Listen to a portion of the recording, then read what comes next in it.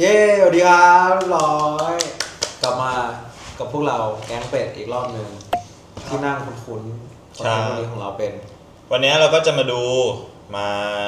รีแคปรีแอคชั่นรีแอคแต่มันไม่ดูครั้งแรกก็ดีนะแต่มาดูเก็บรายละเอียดรีแอคอีกทีหนึ่งใช่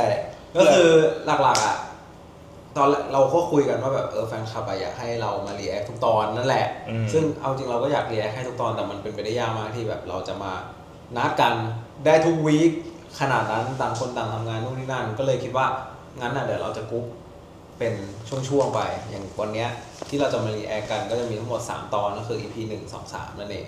EP 1ที่เราไปดูกันใน First EP เราพูดถึง First EP กันหน่อยไหมก่อนเริ่มเพิ่งเคยไปดู First EP กันครั้งแรกปะเพิ่งเคยกูก็เพิ่งเคยครั้งแรกเหมือนกันเป็นไงที่ไปดูในโรงวันนั้นใช่ไหมกูใช่ดูในฮอล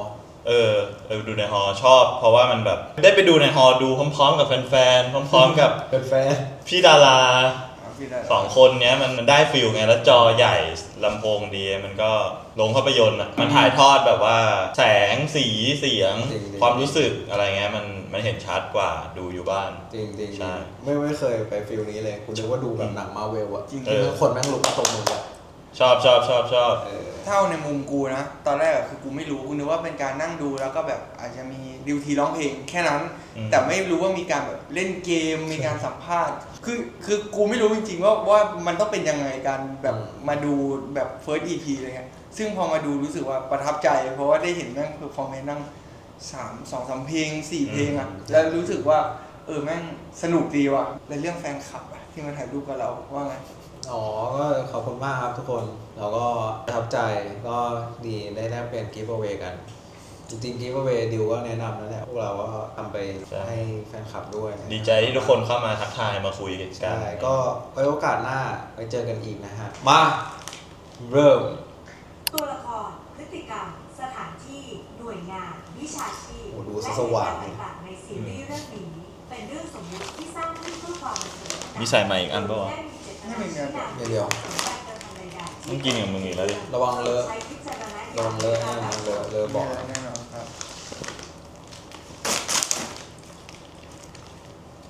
ก็อันนี้เราอาจจะไม่ได้แบบว่า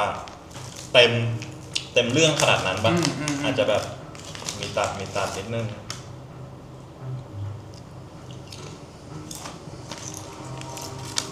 นี่ใส่ใหม่อร่อย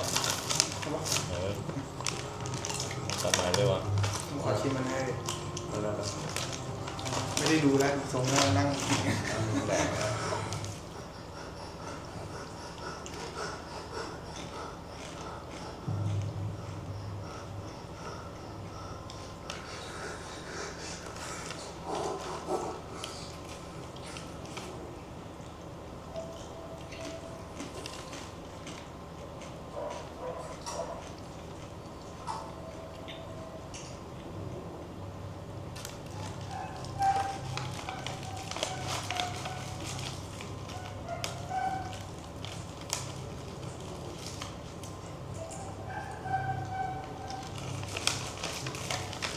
ขอเดินไปเพิ่มเสียงนิดนึงนะไม่เป็นไรหรอกจังหวะนี้ยังไม่มีหรอกวันนี้เข้ามาเป็นสู่เรื่องแฟนมิตรที่ออฟฟิศด้วยนะเค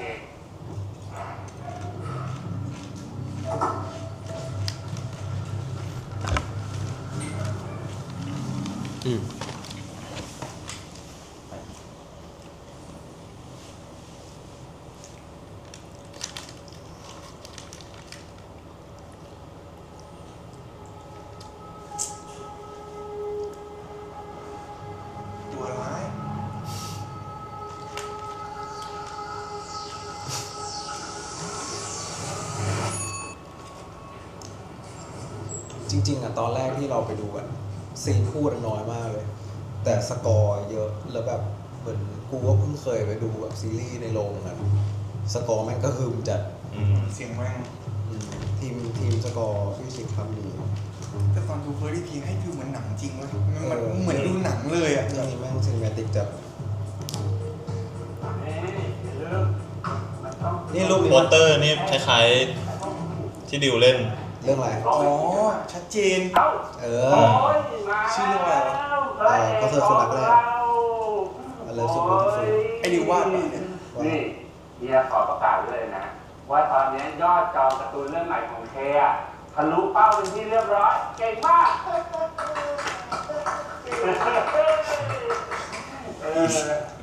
เราค่าเปอร์เซ็นต์ผมเฮ้ยไม่ลืมหรอก เบี้ยว แต่ต้องอย่าลืมนะ ถ้ายังไม่ให้โอกาสเคไม่มีวันนี้ชื่อเสียงสำคัญกว่าเงินทอง เข้าใจป่ะ คำพูดอ่ะ ยิ้มหวานๆเข้าไว้ แล้วก็แจกลายเซ็นเยอะๆรับรองรวย ขายดีขนาดนี้แต่มึงไม่ให้เปอร์เซ็นต์เขาใครมันจะยิ้มออกถามจริงใช่ไหมบึ้งกันหมดอ่ะ เป็นมุมโกรธเวลา โอ้ดี บ่นแล้ว ของนายตรวจผลชนุกไพศาลประธานบริษัทเคทีกรุ๊ปนั้น ขณะนี้ทีมสอบสวนกำลังรวบรวมพยานหลักฐาน รวมทั้งตรวจสอบคนใกล้ชิดอย่างละเอียดเพื่อที่จะหาคำตอบ คุณเกลือคนไม่เคยหายไปนานแบบนี้ค่ะ ใครเห็นเขาเป็นคนสุดท้ายเหรอครับ เยโดเยสโลเยโด แม่บ้านครับ ที่กูบอกเปิดตัวตึงอ่ะว่ามาเท่จริงนะเว้ย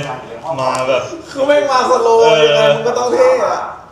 ท่านก็หายตัวไปแล้วครับ แต่รถก็ยังอยู่ ต้องเปิดเฟอร์ดีพี โทรศัพท์ เราพูดประโยคเดียวกันเลย เย้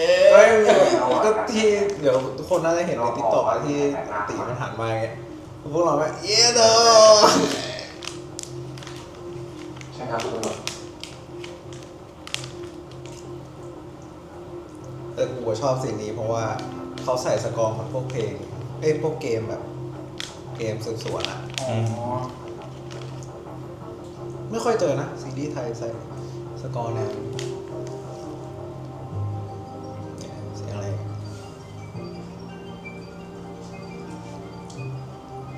อีกเรื่องนึงนะไม่รู้นะอารมณ์ได้ป่ะแต่คือแค่รู้สึกว่าไม่ค่อยเห็นตีใส่สีน้ำตาลเลย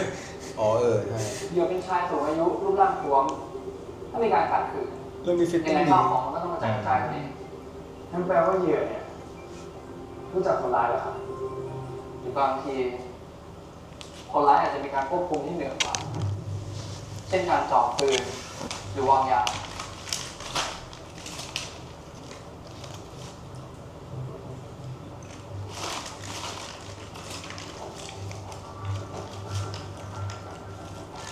กูไปดูสัมภาษณ์ไอติมาบอกว่ามีนิสัยหนึ่งที่ติดมาจากซีรีส์คือเหมือนแบบเวลามันดูอะไรมันต้องดูนานๆมันจะสังเกต เรื่องนี้มันเป็นแบบมันต้องช่างสังเกตนะเก็บรายละเอียดทุกเม็ด ใช่จะบอกว่าแบบเรื่องเนี้ยตอนที่คุยกับพี่ฉิกเรื่องว่าตอนพัฒนาบทกันอยู่อะคือพี่ฉิกเขาบอกว่าการไขคดีอะมันจะให้เขาเรียก ปกติ ให้คำใบ้อารมณ์เหมือนนิยายชุดเรื่องถึงเวลาเล่าความจริง คือมันจะมีฟิลแบบ ทุกอย่างที่ฉายออกมา แปลว่าสิ่งที่คน เป็นเบาะแสหมดเลย มันไม่ใช่เงิน ทุกอันจริงๆเลย มันต้องการตัว คือทุกอย่างไม่มีอีสเตอร์เอ็กอยู่ในนั้น มันมีเหตุผลที่เขาใส่มา ใช่ถ้าใครเคยดูถ้าใครเคยอ่านนิยายถึงเวลาเล่าความจริงน่าจะเก็ตอยู่ พบตัวคุณเกิดผล ลองไปดูดีๆนะว่าแบบเขาฉายอะไรไปแล้วบ้างมีผลหมด กูอยากรู้ว่ามึงรู้เรื่องแบบ ตอนที่ตีมันต้องเล่นเป็นตำรวจ มันก็ต้องไปทำกันบ้านเพิ่มใช่ป่ะ แล้วกูอยากรู้ว่าแบบมันทำกันบ้านยังไงวะในการแบบ ก็ พอรู้ว่า ช่วงนั้นอ่ะพี่ชิกเขาก็จะส่งซีรีส์มาคือพี่ชิกก็ต้องมองอย่างพี่ชิกอ่ะเป็นผู้กำกับสายงานเกาหลีมากๆคือเป็นคนชอบซีรีส์เกาหลีหนังเกาหลีมากๆเขาก็จะส่งเรื่องที่มันเป็นเลฟของเรื่องนี้มาก็เดี๋ยวช่วงท้ายคลิปเดี๋ยวบอกให้แล้วกันว่าแบบเรื่องเนี้ยมีเลฟเรื่องอะไรบ้าง คือจังหวะถือปืนจังหวะอะไรเขาก็คัดมาให้ตี ว่าแบบการสืบคดีเป็นประมาณเรื่องนี้นะมุมกล้องเนี่ยจะเป็นประมาณนี้นะเนื้อเรื่องมันจะแถวๆนี้นะอะไรเงี้ยโอ้โหมันรวมหลายเรื่องมากมีทั้งเกาหลีญี่ปุ่นอเมริกันอะไรเงี้ยหลายอัน ก็เอาสิ่งที่เขาเห็นแล้วชอบจากเรื่องอื่นๆมาเป็นแรงบันดาลใจ แต่พี่ชิกกับสายเกาหลีจริงแบบสกอร์มุมกล้องอะไรเงี้ยหนังเกาหลีแบบเถื่อนๆอ่ะ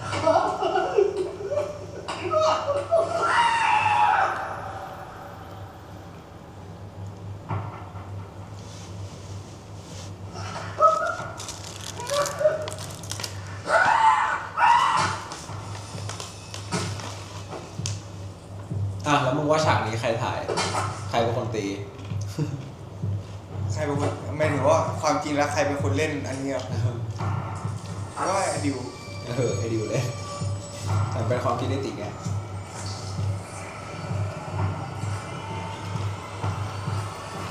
แต่คือตามเนื้อเรื่องอะยังไม่บอกว่าเป็นใคร แต่คือในตอนถ่ายอะเอาดึงไอ้ดิวไปถ่ายให้หน่อย มัน ใช่ แค่ ไหม เป็นความคิดของตีเฉย อืม ต่างทีม อ๋อเป็นในมุมความคิดของตี ใช่ คือตีมันแบบว่าเห็นคลิปภาพนี้เองใน มัน หั ต้อ ว งกา จาร ก ส่งสาร สภาพเกิดเหตุ คือความจริงหรือเปล่าไม่รู้แต่ว่า อืม ฝากทุกคนเช็คคดีคนหาย เหมือนนี่เลย ใครเจอคดี อามินที่เล่าเรื่องเกี่ยวกับแอคแท็กตอนไททันอะ มันอาจจะไม่ใช่แบบเป็นแบบนั้นไงแต่แค่มันเป็นฉากความคิดของตีเฉย ซึ่งอันนี้ก็คือพี่ชิกเก็บรายละเอียดตรงนี้มาด้วย ใช่ โอ้โหโหดมากเลยว่ะ โหด อย่างที่ทีมบอกทุกอย่างแบบเป็นเบาะแสมันมีอะไรเบื้องลึกเบื้องหลังอยู่ คือถ้าแบบทุกคนอ่านนิยายอ่ะทุกคนจะพอเห็นว่าแบบ เนื้อเรื่องนี้มันเยอะมาก ซึ่งการที่ซีรีส์มันมีแค่10 ตอนอ่ะมันอัดมาก ฉะนั้นเนื้อเรื่องมันจะเล่าเร็วแบบ มันอาจจะไม่ได้เร็วเกินนะแต่มันค่อนข้างกระชับมากๆ ฉะนั้นอ่ะทุกแอร์ไทม์อ่ะมีเบาะแสหมด อยากรู้อันหนึ่งคือที่มีหนังสืออะที่มีนิยายอะ อืม กับหนังอะอันไหนเกิดมาก่อน นิยายเกิดก่อนแล้วมาทำเป็นหนังหรือว่ามีคิดไว้แล้วว่าจะทำเป็นหนังเรื่องนี้แล้วก็เลยสร้างนิยายเพิ่ม คือเอางี้ทุกคนน่าจะพอรู้แล้วว่าแบบ อืม พล็อตเรื่องนี้มันมาจากที่ว่าพี่ชิคเขามีพล็อตนี้แล้ว อืม แต่พอเจอไอ้ดิวที่วาดรูปได้ก็เลยแบบคุยกันแล้วก็พัฒนาต่อก็มีดิวมาออกไอเดียด้วยอะไรเงี้ยพอพล็อตเนี้ยได้ปุ๊บสิ่งที่เขาทำเขาเรียกทรีทเมนต์มันเหมือนเรื่องย่อคร่าวๆของแต่ละตอนเขาก็ทำมา10 ตอนนะช่วงนั้นกูดิวติจะได้อ่านทรีทเมนต์ด้วยกันเวลาพี่ชิคให้มาอยู่แล้วเพราะว่าดิวกับติต้องไปทำกันบ้านตัวละครว่ายังไงอะไรเงี้ยขอเพิ่มนิดนึงอันเนี้ยวาดจริงลองเทค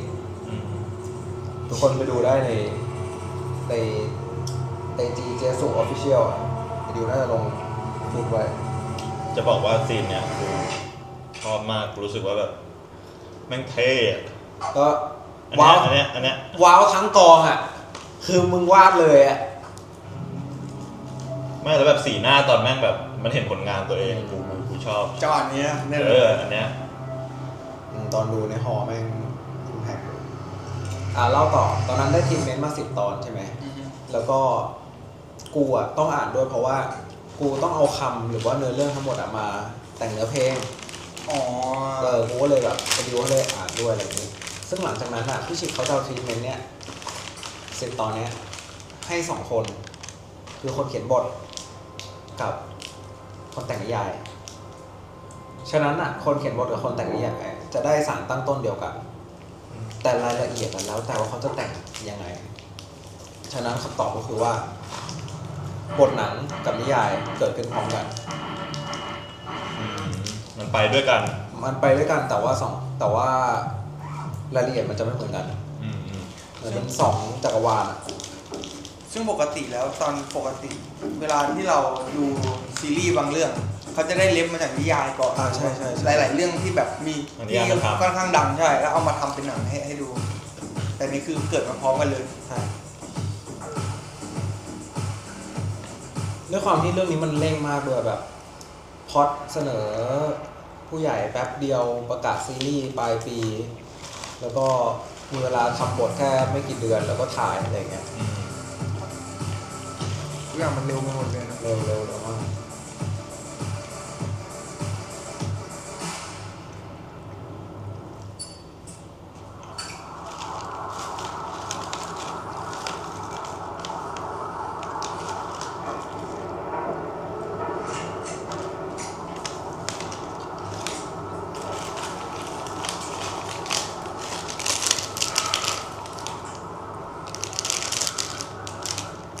เฮ้ยเก๋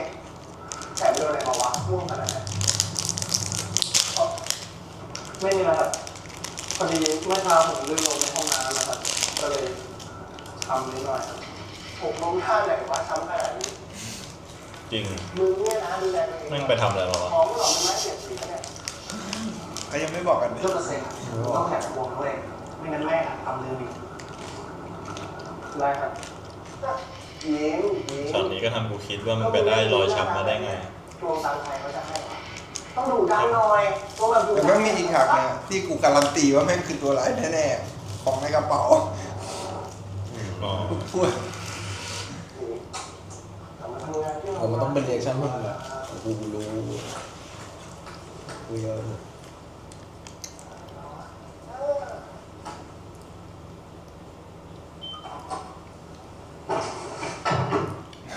แล้วมึงก็ไม่วางดีๆเลยมึงวางหมิ่นมันก็หล่นเกมหมดเลยดิว เพราะว่าทำงานด้วยเหรอ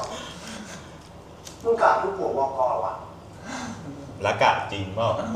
มึงเบี้ยวเงิน โยก ละกะจริงเปล่า อ๋อตอนประชุมอะนะ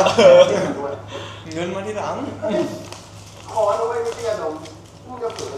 หยิบติ๊กมาเนี่ยแต่ก็ดีนี่ไงนะ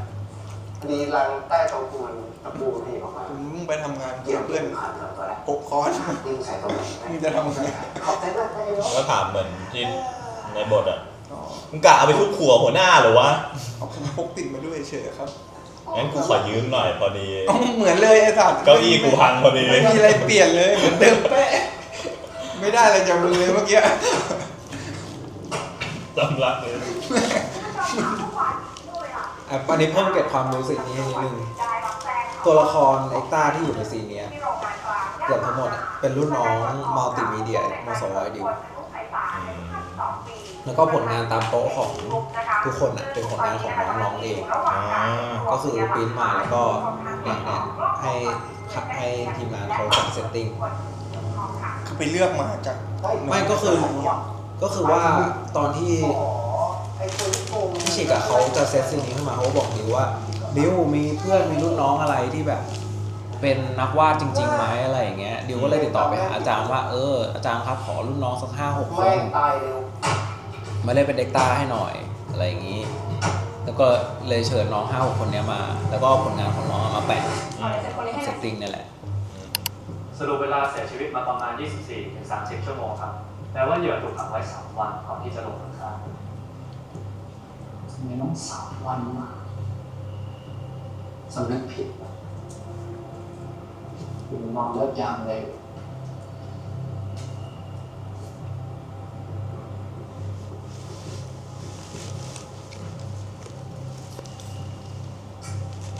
ไม่มีรอยแผลไหนที่ทำให้ถึงแก่ชีวิตทันทีฆาตกรจงใจแค่ทำให้เจ็บมันอยากให้เหยื่อร้องขอชีวิตจนกว่าจะถึงเอทีสุดท้ายครับ เนี่ยกลับมาแล้วเหรอ ฮัลโหลสภาพ นี่คนหรือซอมบี้เนี่ย พักผ่อนบ้างนะ นี่ขนม เฮียทำงานอยู่ บอกกี่ทีแล้วอย่าพูดพลาดเข้ามา เคาะแล้วไม่ได้ยินเองนี่ เฮีย หนูมีเรื่องอยากให้ช่วยอ่ะ อะไร เงินหมดอีกใช่ไหม ไม่ใช่ คือพรุ่งเนี้ยหนูต้องไปเล่น ทำบ่อย งานที่โรงเรียน อะไร แต่ว่า เงินยืม มีนัดสำคัญที่พ ส ลา อ ด ง ไม่ แม่ ได้อ่ะ เงินหมดแล้วใช่ไหมได้ถาม ขอลายเซ็นคนนี้ให้หน่อยสิ ส่วนใหญ่จะพูดแบบแม่ยืมเงินหน่อย ไปให้ จริงไหมเนี่ย จริง จริงไหมเนี่ย จริงดิ ไม่โม้ ไอ้โน้ ก่อนหนึ่งที ว่านี้ตีก็เล่นดี กูชอบจังหวะนี้เว้ย จริงๆอะตีเล่นเกมเองรู้สึกดีจัด เนี่ยต้องทำงานในสมาธิ จ้า เฮ้ย ซีนนี้ก็ชอบโทนนั่งตัด จริงๆมีเรฟเฟรนซ์อยู่ โทนภาพซีนเนี้ยนะ ในห้องของเคอะจะเหมือนเรื่อง Killer Paradox ของ อืม เกาหลี อืม ซีนในห้องของพระเอกอะจะคล้ายๆกับ ยิ้มหวานๆเพราะว่า ติดฟ้าปะ ใช่ติดฟ้า รับรองรวย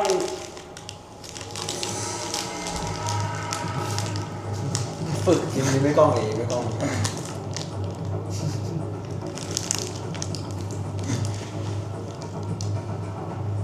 จากแม่งมาในชีวิตกูยังไม่เคยเห็นเป็นทีมแบบนี้ ใครจะรู้ตอนไม่เจอเราอาจจะแบบ ยิ้มคนเดียวกับกระจกอ่ะ แบบดิวกูกำลังจะไปนะเว้ยแม่งเลยรอรับแม่งเลยจะยิ้มไปดีวะ ตาแข็งเลยสัตว์ โอเคเดี๋ยวแม่งมากูยิ้มงี้นะ ขอฝากพูดคุยกับนักเขียนการ์ตูนชื่อดังที่ตอนนี้เขากำลังมีผลงานรวมเล่มสุดพิเศษค่ะ อยากรู้กันแล้วใช่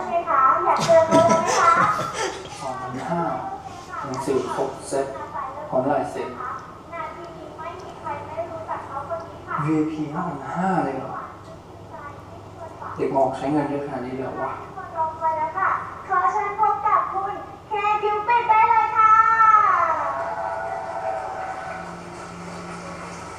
สวัสดีค่ะไม่เป็นไรนะคะ สวัสดีค่ะ ชื่อคุณมาจากประเทศไหนคะ ผมมาแทนน้องสาวครับ อ๋อ ถ้าอย่างนั้นต้องขอบัตรประจำตัวประชาชนด้วยนะคะ โอเคค่ะ คุณแพรวบัตร VIP นะคะ โดนเล่นแล้ว โดนลูดอ่ะ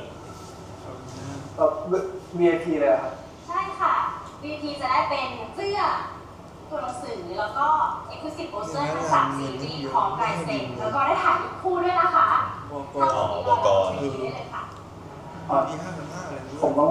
ถ่ายรูปคู่ด้วยเหรอ ใช่ค่ะ โอ้คนกรี๊ด จะชำระเงินส่วนที่เหลือจากประจำเป็นเงินสดหรือว่าพร้อมเพย์ดีคะ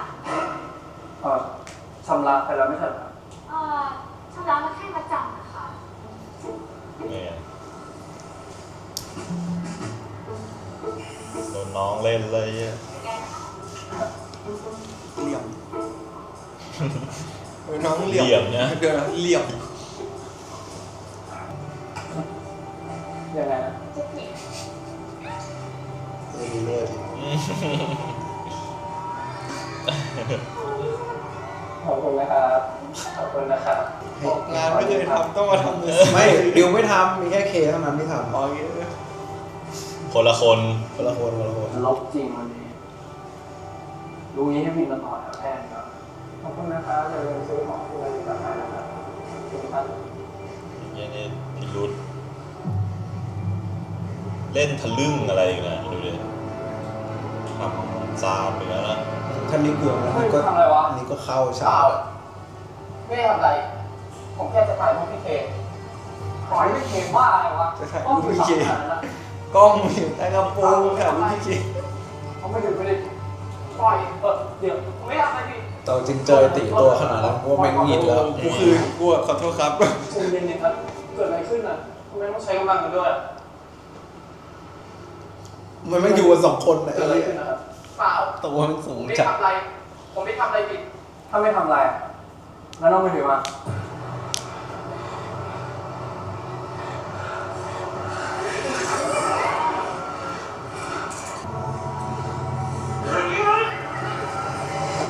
เย่ดอเย่ดอแล้วกดเลย ได้ข่าวว่าฉากนี้ไปฝึกซ้อมมาเยอะนะเทควันโดปะใช่ไหม คอนโดนี่สปอยยังไม่ถึง อีกฉากนะ แต่พูดได้ในทีเซอร์มันมี มันเคยเห็นแน่เรื่อง ในทีเซอร์มันมี กูว่าอันนั้นอ่ะ คือแบบซ้อมกับไอดิวเพื่อที่ว่าไอดิวต้องมาเป็นแบบ เดี๋ยวถ้าพวกผม ต้องมาทำงานกับตีอะแบบพัฒนาฝีมือกูคิดว่าอันนั้น ตอนแรกผมขอโทษด้วยจริงๆนะครับ ผมคิดว่าคุณจะไปเล่นงานเขาครับ ไม่รู้ว่าเขาเป็นพวกแบบช่างเลยครับ ทำงานหนังสือที่อยู่ดีจะไปเล่นงานเขา ปกติครับ ถ้าเขาทำไม่มีใครทำไม่ดีตำรวจก็ไม่ต้องเล่นหรอกนะ เดี๋ยวผมขอภาพคู่นักเขียนชื่อดังกับฮีโร่ของงานได้ไหมครับครับ ได้ครับเชิญนี้นะครับ นี่ ครับหนึ่ง น่าเยอะแต่ตรงนิ้ว เดี๋ยว แล้วชิ้นกรี๊ดเสียโดงหูก็แตกคนนั้นชน ผมว่าพอได้แล้วมั้งครับผมแสบตา พี่ตำรวจเขาตามไม่สู้แสง โอเคครับผมนะครับ แม่กูดูสินี่แม่กูขำด้วยมันได้ตีแล้วเล่นฮาเลย เดี๋ยวก่อนครับแค่ กูจำได้เลย ขอบคุณมากๆนะครับถ้าเมื่อกี้ผมไม่ได้คุยผมแย่แน่เลยครับ ให้ผมได้ตอบแทนอะไรคุณบ้างไหม ไม่ ค งั้ รับ นเดี๋ยวจะมีฉากที่แบบกรี๊ดหนัก จ ๆ ริงๆไม่เป็นไรก็ได้ครับงั้นเดี๋ยวรูปจากตากล้องนะครับ ถ้าผมได้แล้วเดี๋ยวผมรีบส่งให้นะครับ แล้วก็อ๋อรู้แล้วครับไม่เป็นไรก็ได้ครับนี่ครับตอนนี้คุณทำอะไรเนี่ยเฮ้ยคุณเฮ้ยคุณก็ ลายเซ็นผมนะครับ แต่ว่าคุณห้ามบอกใครเด็ดขาดเลยนะครับ ถ้าเกิดบก.ผมรู้บก.เขาด่าผมแน่เลยครับเดี๋ยวนี้ลายเซ็นมันก็เป็นเรื่องเงินทองทั้งนั้นเลยครับแล้วถ้าเกิดว่าคุณชอบคู่ไหนจริงคู่ไหนผมสามารถเขียนชื่อได้นะครับโอ้โหคุณเข้าใจผิดละผมมาแทนน้องสาวโหเสื้อผมงั้นขอโทษด้วยจริงๆครับขอโทษนะช่างเลยครับลายเซ็นคุณมีค่านี่ใช่ไหม แม่งแซ่ แต่ผมไปขายต่อน้องสาวเองมันดันหลอกให้ผมมาซื้อบัตรแฟนมีคุณ พี่เคขาเดี๋ยวพี่เคสแตนบายนะครับแฟนคลับเราแจกลายเซ็นอยู่ครับ เหลียวแล้วมองไม้ไงมองทำไมอ่ะ มีอะไรบางอย่างเลยเดี๋ยวคนเมื่อกี้ เป็นคดีฆาตกรรมต่อเนื่องครับ รู้สึกติดใจ ติดใจเลยเหรอ หมายถึงว่าติดใจคาใจอ่ะ ไม่สำรับเลยไอ้เหี้ย มันรู้สึกผิดด้วยไงมันแบบมันไปเซ็นเสื้อคนที่มาแทนน้องสาวเหลวหน่อย สวัสดีครับโอ้โหรอวัดไปขอลายเซ็นดาราที่ไหนวะเนี่ยโอ้โหเซ็นหลังเสื้อซะด้วยเอ็กซ์คลูซีฟสุดเลยครับพวกคุณได้เบาะแสอะไรบ้าง โยนี่ก็ขี้แซว นี่ที่เห็นซีนกรมตำรวจสวยๆอะสโมกแม่งคือแบบแสบคออะ หายตัวไปแล้ว48 ชั่วโมงครับแล้วก็ ไม่งั้นมันไม่เห็นแสงเยอะขนาดนี้ ที่บ้าน มันอัดสโมก ครับแล้วก็ตอนนี้หายไปทั้งคนทั้งรถเลยครับ48 ชั่วโมงเป็นการเรียกค่าถ่ายไหมครับท่านประหลัดก็มีศัตรูเยอะ โดยเฉพาะเรื่องนโยบายปราบศัตรูพืชเมื่อหลายปีที่แล้วไม่48 ชั่วโมงหายตัวไปไม่มีการติดต่อเงียบกริบมันคดีเกิดคน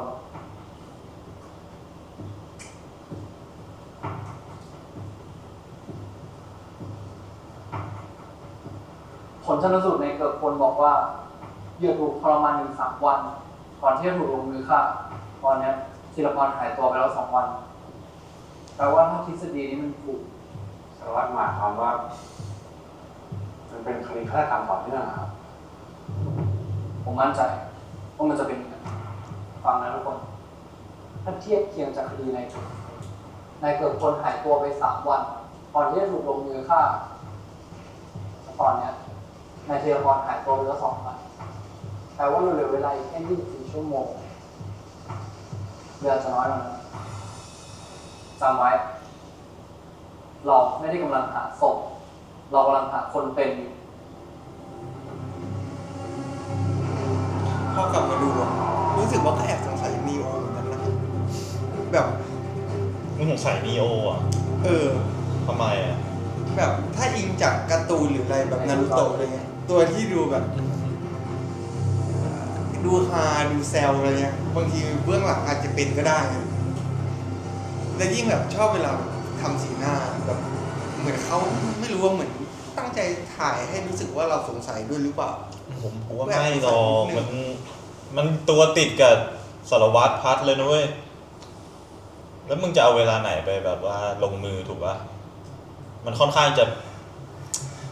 ฉีกไปหน่อยว่ามันไม่น่าว่ะ ถ้ามึงจะวางแผนทำร้ายใครอะมึงคงไม่อยากให้มึงเลื่อนหรอก แบบสั่งการเนี่ย ส่งพิกัดมาเลยครับเดี๋ยวผมจะไปเดี๋ยวนี้นะ อย่างซีนนี้ก็มีเลนมาจากเรื่อง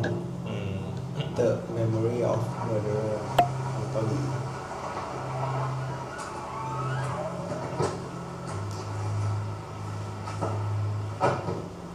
ชอบนะซีนตรงทุ่งหญ้าเนี่ยมันดูแบ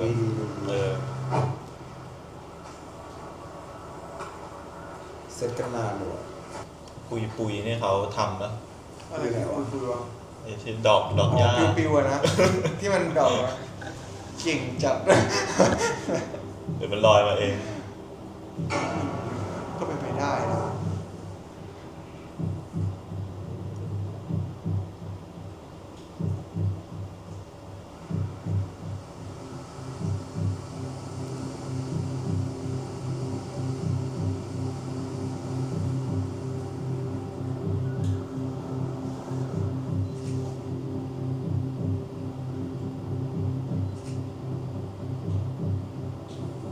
อยากให้เรามาเจอ มันจัดฉากนี้ไว้เพื่อหลอกเรา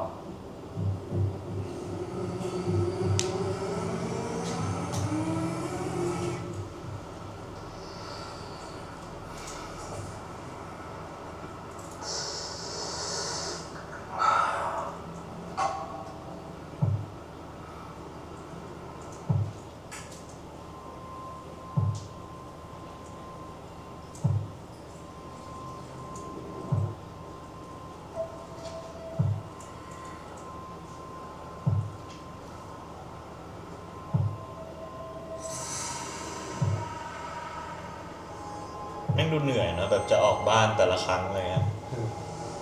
ว่ากลางคืนแม่งแอบออกไปทำอะไรชัวร์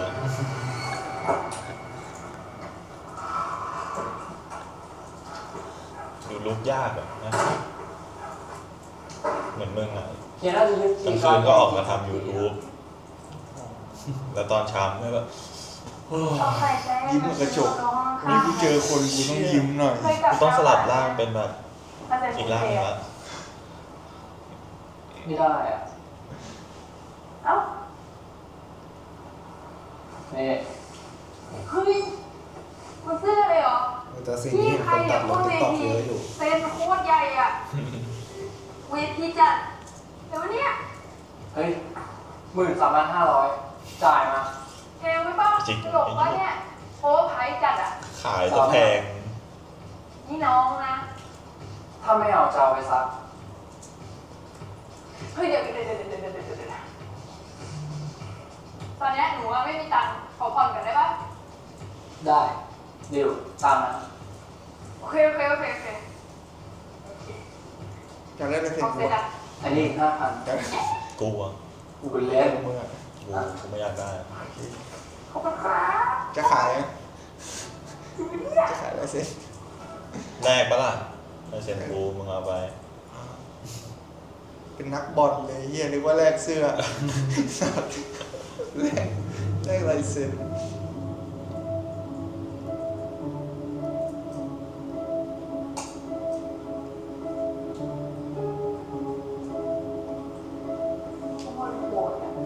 เฮ้ยเป็นเด็กเป็นเล็กก็ดูทำไมเนี่ย เดี๋ยวนิดเดียวก็ไม่ได้ ปกติจิมเอ็มมีหนังแนวนี้ป่ะแบบ เหมือนมังงะ ประมาณว่า ที่หนูเคย ฆา อ่น ตกรรมหรือว่าพร็อพโหดๆเลือด ไม่มา โดนอ่ะ ๆ โอ้โหจะบอกว่าพี่ฉีกกันส่งเล่มมาให้ดูอ่ะ ไปแล้วไป แต่ละเรื่องมันโหดมากเว้ย เดี๋ยวก็ยืดเสื้อ โอ๊ยไม่เอา โหดแบบ ตอนรู้ว่ามีตัวละครอะไรบ้างกูไอดิวไอตีมองหน้ากันแล้วโอ้โหเฮียตัวเฮียนี่จะรอดไหมอะไรเงี้ย ไม่ถือว่าส่งเน็บก็คือ จะรอดไหมหมายถึงว่ามันเดือดไปอ่ะ คือในเล็บที่พี่ชิกส่งมาเรื่องที่ส่งมาคือตัวละครแม่งตายแบบเยอะจัด คือแต่เรื่องคือดักทั้งนั้น ตาย เลย มากเว้ย ผมรู้สึกว่าเรื่องนี้แบบพร็อพพวกเลือดแผลอะไรโอ้โหเล่นหนัก ดาม าก ร์กเล็บพี่ชิกมึงดาร์กจัด โอ้โหโคตรเหม็นอะ แต่นับว่าแบบพอเป็นอย่างนี้มันน่าดูอ่ะพูดจริงๆเพราะมันน่าดูมากเลย ก็มึงทำขนาดนั้นกูก็อยากรู้นะใครอะไอ้เหี้ยมึง กรีดหลังกู มึงกรีดมึงทุบซะแบบมึงเป็นใครวะ กูอยากเห็นเลย ในคอร์สน้องคนถัดไปเชิญค่ะอะไรวะเนี่ย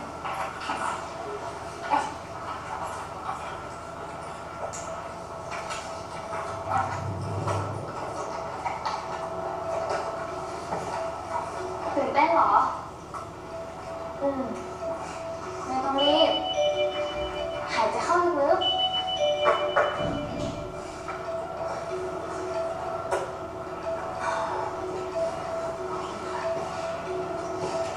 เราชื่อปิงนะเราชื่อแพลวมั่นใจหน่อย เข้าไปข้างในคิดอะไรก็พูดออกมาเลย มาซะสดใสเลย สงสัยสุดในเรื่อง อีกูเพิ่งเห็นแบบแผล สงสัยสุดเลย เขาเรียกว่าเป็นสิ่งที่ทำให้เรื่องนี้ดาร์กน้อยลง มีดีโอกับมาตาเลยแหละ แพรวพักใจคณาวุฒินามสกุลดังนี่ แต่ว่าที่นี่คือทางอินไซด์ผมไม่สนใจหรอกเราวัดคนกันที่สมองไม่ได้วัดกันที่นามสกุล ชอบใส่ชุดนี้นะเท่เหมือนกัน จริงๆผมจำคุณได้นะ ตอนที่ผมไปงานบรรยายพิเศษเมื่อปีที่แล้วอะเด็กผู้หญิงม .5 คนหนึงตอบคำถามผมเรื่องจริยธรรมสื่อกับความสะใจของสังคมเฮ้ยคุณเนี่ยกู๊ดไอเดียเลยนะ ผมเลยเรียกคุณมาสัมภาษณ์งานวันนี้ไง พี่จำได้ด้วยเหรอคะ จำได้สิ แต่ว่าจะเสียดายนะวันนั้นเนี่ยคุณดูมั่นใจกว่านี้ ผมมีเวลาให้คุณ1 นาที มีอะไรจะพูดให้ผมฟังไหม หรือว่าถ้าไม่มีเนี่ยประตูทางออกอยู่ทางโน้นนะ คือคดีฆาตกรรมต่อเนื่องตอนนี้ค่ะ ที่เป็นข่าวอยู่หนูว่ามันเหมือนเว็บตูนใต้ดินเรื่องหนึ่งที่หนูเคยอ่านเลยค่ะ เรื่องอะไร เรื่องในคอร์สค่ะ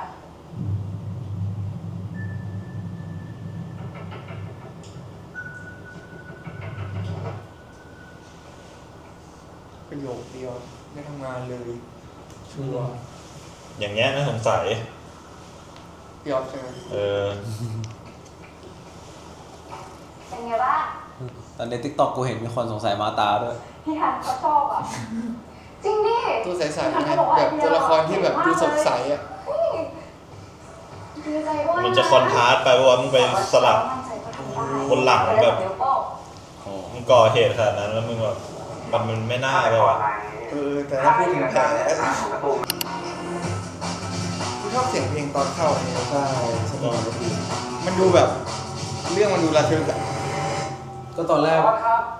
พวกกูแบบว่าอยากได้แบบแนวอินโทรเข้าอนิเมะอะไรอย่างเงี้ย นี่คือรายชื่อผู้ป่วย แต่พี่ชิคเขาทำมาโอ้โหเลยพี่ชิคเขาเกาหลีจัด ส่วนใหญ่อยู่ในคุกแล้วก็มีการยืนยันที่อยู่ที่ชัดเจนครับ กลุ่มที่มีความการส่วนตัวก็ไม่พบใครน่าสงสัยนะ มันต้องมีจุดเชื่อมโยงสิวะเหยื่อ2 คนเนี้ยไม่มีอะไรเกี่ยวข้องกันเลย ธุรกิจก็คนละอย่าง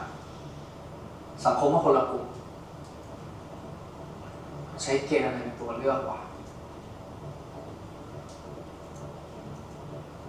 ข่าวด่วนที่สุดในขณะนี้ครับ เกี่ยวกับคดีฆาตกรรมต่อเนื่องที่ตำรวจยังคงหาตัวฆาตกรไม่เจอแหล่งข่าวของเราได้บอกแสว่าฆาตกรรายนี้ฆ่าเหยื่อตามเนื้อหาของการ์ตูนมังงะใต้ในเรื่องหนึ่งที่ชื่อว่าเนครอนตรงไม่ตรงผมขอให้ทุกคนตัดสินด้วยสายตาของตัวเอง เชี่ยโคตรเหมือน คำถามคือใครเขียนการ์ตูนเรื่องนี้ และเขารู้ล่วงหน้าได้อย่างไรว่าจะเกิดเหตุการณ์ฆาตกรรมขึ้น สังคมต้องช่วยกันหาคำตอบครับ เขารู้ได้อย่างไรว่าจะเกิดเหตุฆาตกรรมขึ้น ติดต่อหน่วยไซเบอร์ หาข้อมูลทุกอย่างที่เกี่ยวกับตัวเรื่องนี้รับทราบครับ คือการ์ตูนมันออกมาก่อนตอนเหตุการณ์เกิดแล้ว ถ้าฆาตกรลงมือโดยจริงกับบทบาทในมังงะใต้เป็นเนครอนเท่ากับว่า ต้องรู้ล่วงหน้า จะว่ารู้อนาคตหรือว่า แต่แรกทำตาม หรือว่า เรื่องที่มีอยู่ และ แล้ว ก่อเหตุด้วยแรงบันดาลใจจากมังงะแบบฉากต่อฉากจะบอกว่ามังงะเรื่องเนครอนคือคำพีของฆาตกรกับผัวไม่ดีครับ ตาแดงเลยดูดิ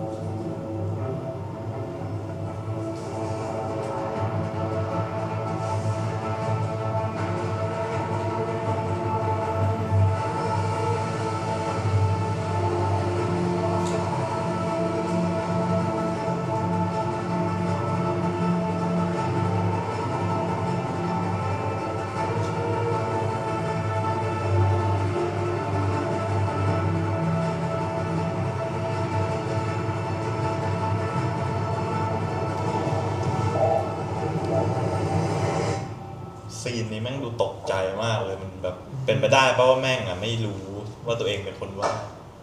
ไม่รู้สิ ไม่แบบ ยังไงนะ แบบมึงนึกออกปะ ว่าตอนที่ตัวเองแบบ แบบ ไม่มีสติอย่างเงี้ยเหรอ ใช่ ก็เฮีย แต่ถ้ามันว่าตัวเองไม่มีสติอะมันจะรู้ได้ไงว่าการ์ตูนเล่มนั้นอยู่ในตู้ ก็มันอยู่ในบ้านมึงไง เรื่องนี้ เอา เลยนะ แต่นี้มึงจิ้มปุ๊บมึงเจอเลยนะเว้ยมึงไม่ได้ลื้อก่อนเลยด้วย ไม่เหมือน เข้าไปหยิบมาออกมาเลย อืม เนี่ยพี่เด็ก แสดงว่ามันต้อง น่าจะเคยเห็นผ่านตาไงแบบอยู่ดีๆมันก็วางบนโต๊ะแล้วแบบมึงก็เลยเป็นคนเอาไปเก็บตรงนั้นแต่มึงไม่รู้ว่ามันมาได้ยังไง ส่งให้เฮียได้ไหม อีกทฤษฎีหนึ่งแล้วกันไม่รู้เหมือนกัน อยู่ก็มีเดโนตกลงมาว่านั้นคือนั้น เรื่อง ข้างในใครจะรู้อะถูกปะล่ะ เพลงที่อะไรไปเนี่ยเพลง ก็ได้ นี่แหละแต่นักเขียนอ่ะเขาไม่ได้เขียนมาหลายปีแล้วหนูเซฟไม่ครบทุกตอนด้วย ใครเป็นคนว่าเนี่ย งานปากกาชื่อมิสเตอร์คิวดังเฉพาะกลุ่มแล้วเป็นกลุ่มใต้ดินด้วยนะพวกดักแฟนตาซีอ่ะ แล้วรู้ตัวจริงปะ ไม่มีใครรู้นะเขาไม่เคยเปิดเรียว แต่ถ้าเฮียอยากรู้นะลองไปถามพวกสำนักพิมพ์ดูไหมเพราะลายเส้นคมขนาดเนี้ยน่าจะมีบก.สักคนรู้จัก แม่ ชอบ ทาสิโกเอโด กำลังพูดอะไรนะใช้นิ้วกลางจุดด้วยอะไรสักอย่างวะที่มึงบอกอ่ะจุดไฟแช็กใช้นิ้วกลางจุดไฟแช็ก มันเก็บทุกรายละเอียดนะ นี่ก็ฝึกมาอย่างดีนะท่าควงเนี่ย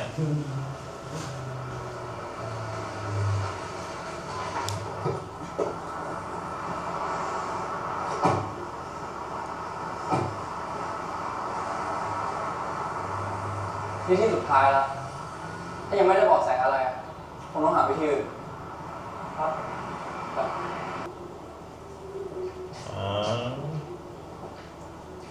เจออีกแล้ว โอเค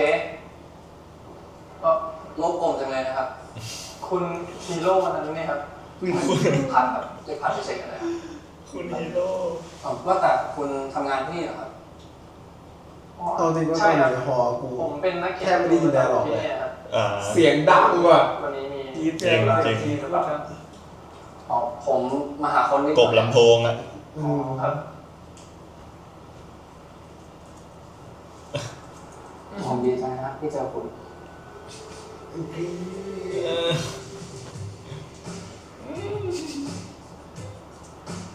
ก็เสื้อแจ็คเก็ตที่คุณเซ็นให้วันนั้นไง กำไร น้องสาวผม มือ ดี ซ่า สุดเลยแถมผมยังได้กำไรบาทเลยด้วยงานเนี้ยต้องขอบคุณคุณจริง ขอเพิ่มไหมล่ะไปปั๊มเงินนะ ๆผมดีใจมากเลย ขายกับน้องทีนี้ก็ลดลง ลายเซ็นของผมทำเงินให้ลูกค้าได้อะตอนแรกผมคิดว่าจะโดนคุณโกรธซะแล้วที่ไปทำเสื้อเพื่อนๆไม่โกรธนะที่เห็นคุณยิ้มได้แบบเนี้ยผมว่าผมก็คุ้มแล้ว ยิ้มกรี๊ดผมก็คุ้มละ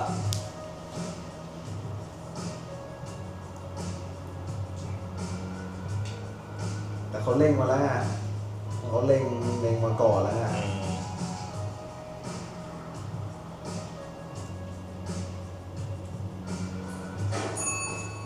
ใช่ครับขอบคุณนะครับ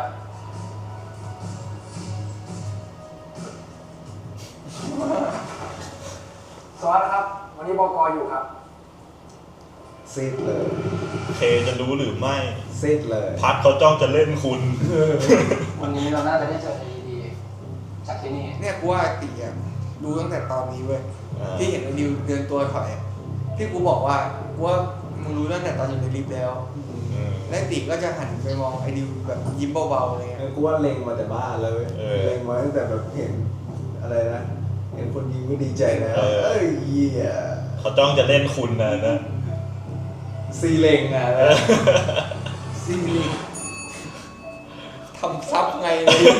ซี แล้ เล็ วแม่ ง งหนีแบบสู้หลิงเลย สลิงแตกเลย ซีเนี้ยแม่งติ๊กต็อกมันตัดเยอะเกินกูแบบโอ้มา ขอโทษนะครับ พี่เสกไม่งมาบ่อยเกิน ผมมาขอพบก.วิชัยครับ 1 ตอน 1 เพลงพิเศษอ่ะ มีอะไรหรือเปล่า คนนั้นตามหาคน เดี๋ยวตอนหน้าก็มีสัตว์ ซีรีส์เรื่องอะไรกันวะเอาเพลงพิเศษ แต่สีเสริมมันเหมาะกับเพลงพิเศษจริงเลย ยิ่งชุดด้วยเอาจริงๆยิ่งแบบ เดี๋ยวฉันได้ สโลว์อะไรอย่างเงี้ย บก.คะ เอ๊ะ มีคนมาขอพบนักเขียนเราค่ะ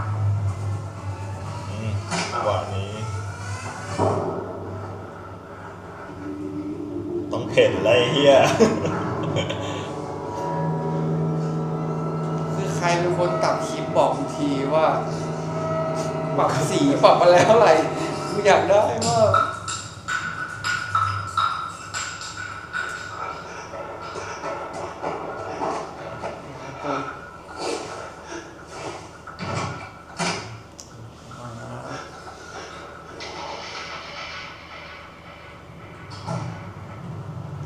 ขายาวๆ เดินลากอันนี้ยกมาทูดสีน้ำตาลเนี่ย สีเล็ง จะเรียกเป็นอะไรของคุณเค เกม จริงๆอยู่น้องพูดประโยคนี้มา แม่งแบบแกไม่รอดแน่ มึงจะให้กูทำซ้ำยังไงเนี่ยไอ้เหี้ยแต่ละคำ พี่โหน่เลย คนอื่น แก จะเข้า ไม่ ใจ รอดแน่ แกไม่รอดแน่เฮีย แต่เหมือนที่มึงบอกจริงว่าดูลิง แต่เข้าใจความรู้สึกของเคฉากนี้แบบเข้าใจดีเลย เพราะอะไร ก็ไม่ก็แค่เข้าใจอ่ะ ถ้า เอาไม่บอก อันนี้ได้เลยนะครับอันนี้นะ กูจำคำได้เลย นั่นแหละ อันเนี้ย คือติ๊กต็อกมันรันมาเยอะเว้ย แล้วยิ่งแบบคำลงท้ายมันเป็นแบบที่พวกเราพูดอะ มองเหมือนกัน น่า มองแล้วมอง เหี้ย กดปัด กูว่าไอ้ตีอะมองไอ้ดิวเพราะว่าสงสัย ใครหาย ไอ้ดิวก็มองไอ้ตีเขาสงสัย กี่วันละ ว่าลายเซ็นกูจะ เพลงกัน ทำ เดี๋ยว อะไรได้จริงป่ะ ไม่มันสงสัยก็เลย แล้วมอง ก็สงสัยอ่ะนึกออกป่ะมันเคยแบบ เฮ้ยอะไรวะใครปะ คาป่ะคาใจมันติดอ่ะ นี่มาแล้วประโยคเด็ด ฝาก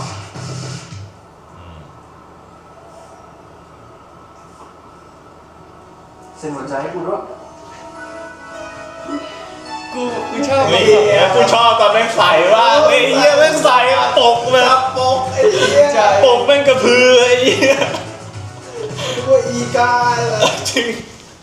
พอจะรู้จักคนนี้ว่า ชอบประโยคนี้มากมันพูดแบบคำพูดเหมือนที่พวกเราพูดอะคำว่าด้วยเราจะพูดว่าด้วย ปกติ ไม่ใช่แบบเซ็นหัวใจให้กูด้วย มันก็จะเหมาะกับการแทน ใช่ ที่ กูด้วย มันก็จะมีแต่ แถมอะ จบไปสำหรับตอนที่ 1 ไปดูกันต่อในตอนที่ พักก่อนไหมหรือว่าไง 2ต้องผ่านเลย พักสัก5 นาทีไป ครับ A few moments later มาต่อ EP 2 เรามาต่อที่ EP 2ลุย ลุย ตัวละคร พฤติกรรม สถานที่ หน่วยงาน ดูอินโทร วิชา นะครับ ชีพ และเหตุการณ์ต่างๆ ในซีรีส์เรื่อง โทร นี้ พิชิตเขาทำ เป็นเรื่องสมมุติที่สร้างขึ้นเพื่อความบันเทิงเท่านั้น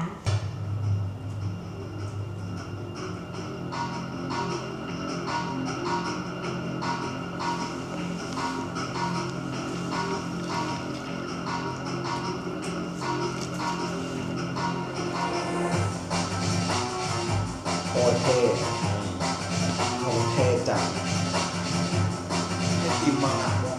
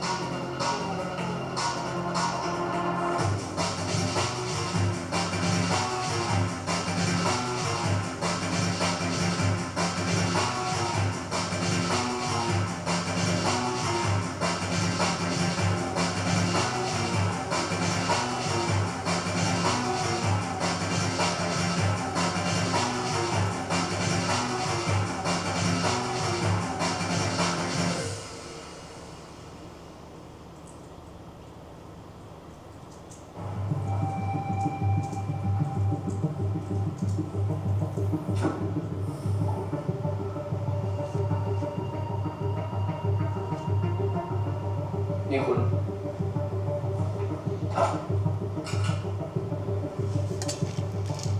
พอจะรู้จักคนที่วาดลายเส้นแบบนี้ป่ะ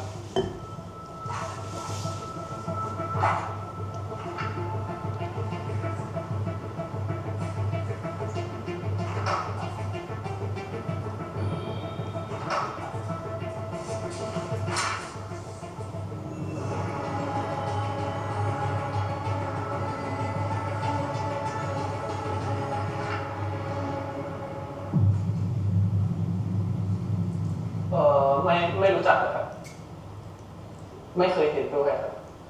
อีกอย่างผลงานของผมแบบเนี้ยถ้าเทียบกับงานของผมนะครับผมว่ามันคนละขั้วเลยนะครับเนี่ยดูนี่สิ แต่เนี่ยคุ้นๆว่าเป็นงานเก่าๆของ แล้วก็ถ้าสมมติว่าผมว่างานของผมแบบนี้ครับผมว่าแฟนคลับผมหายหมดนะครับ สารวัตรครับบอกว่าลายเส้นที่อยู่ในรูปมันนี้เหมือนงานของนักเขียนชื่อว่าเคครับ ตัวสวย ผมว่าบอกก่อนน่าจะจำผิดนะ อ๋อใช่ครับเกมมันก็ไม่ได้เขียนแนวทดลองนี้มานานแล้วแต่มันขายไม่ได้หรอกผมอาจจะจำผิดเป็นจริงแหละเดี๋ยวนี้อะไรเช่นมันก็เหมือนกันนะ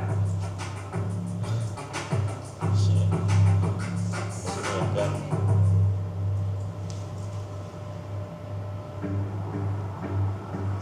ตามไป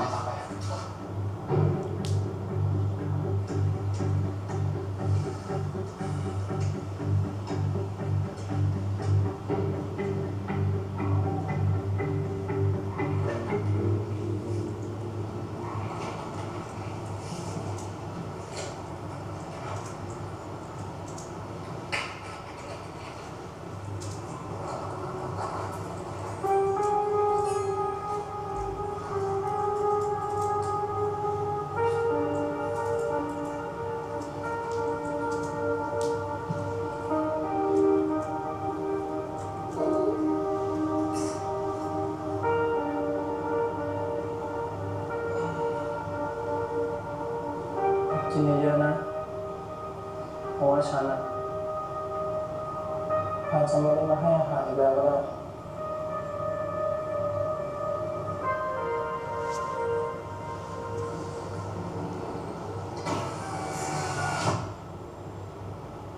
สารวัตรครับ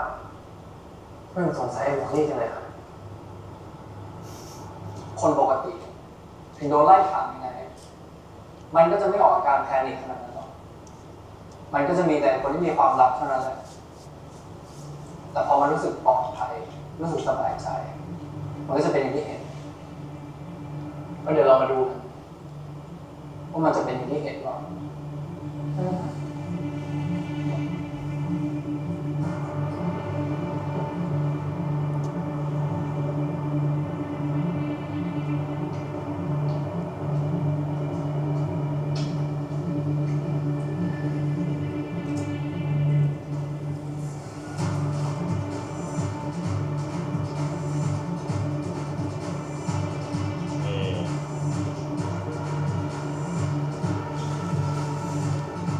คนเครียดอ่ะ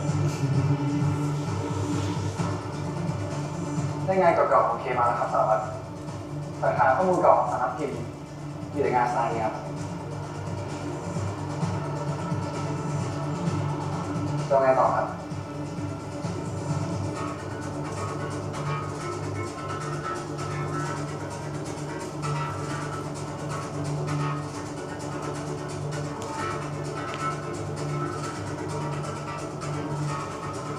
ดูเหมือนมันกำลังเจาะข้างนอก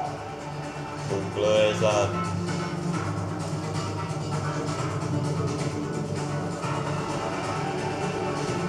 ชุดเหมือนดิวไปญี่ปุ่นเลยวะเสื้อกางเกงยีน ใส่ตำรวจใส่เสื้ออย่างนี้คนร้ายหนีหมดเลยดิต้องใส่แบบสายสืบลับดิใช่ไหม ทั้งหมดนี้ ต้องแบบเดียว คนนักสารวัตรโดนฟ้องมาแล้วครับแต่ยังมันรู้ตัวไงแค่เข้าไป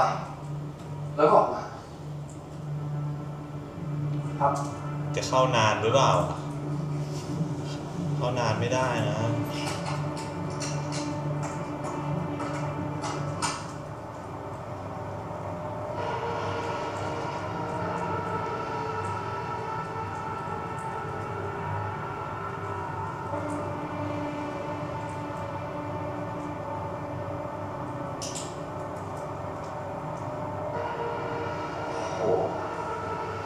มีห้องเคคิวปิดแล้วครับ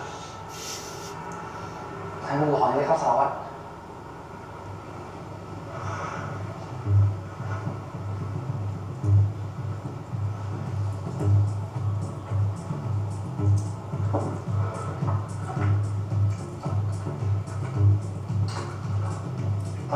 ดตั้งโปรแกรมรีโมทนะครับ เอาใช้คู่ไฟหลักเคยโดนลบทิ้ง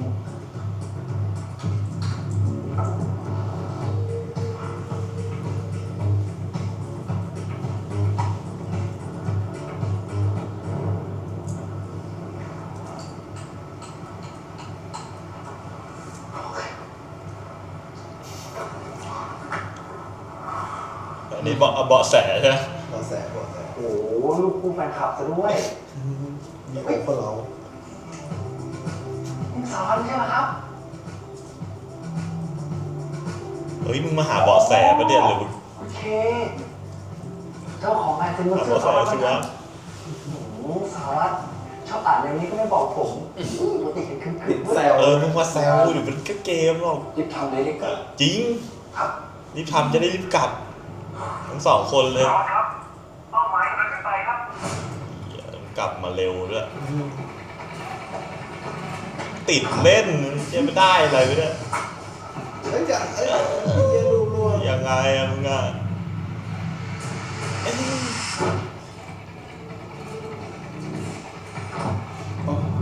เลือกผิดแล้ว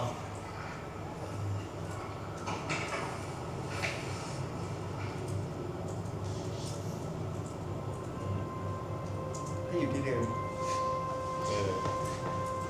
ไม่เก็บไปแล้ว คือมึงเลือกผิดแล้วมึงไม่ทันด้วย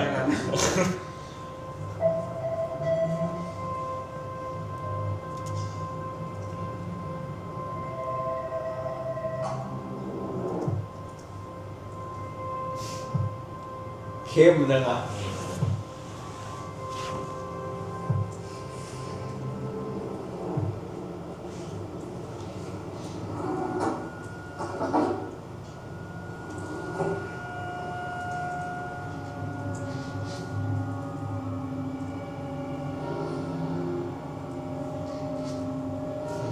มือคล้องมือปืน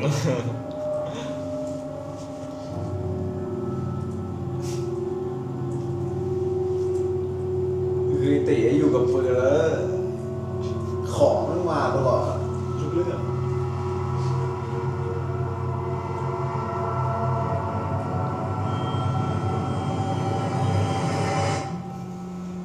อย่าง ถือปืนเรื่องตี ฮัลโหลครับอ๋อกำลังไปแล้วครับ ครับ โดนตัดเกม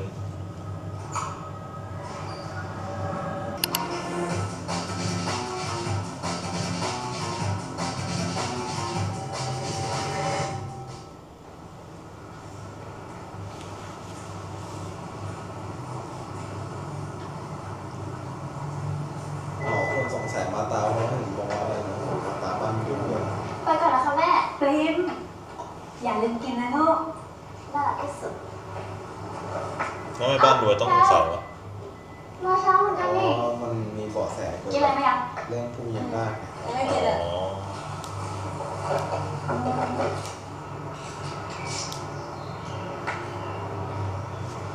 เอาไปเติมพลัง อร่อยไหม ผมนะ กินเถอะ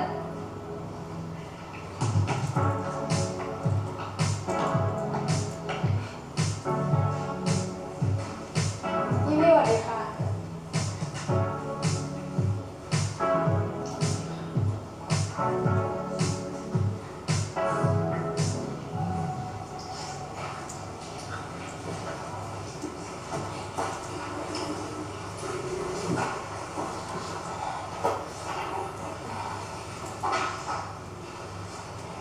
จะเอาไงดีอะเมื่อวานพี่ทันยังไม่ได้บอกเลยว่าเราต้องทำอะไรบ้าง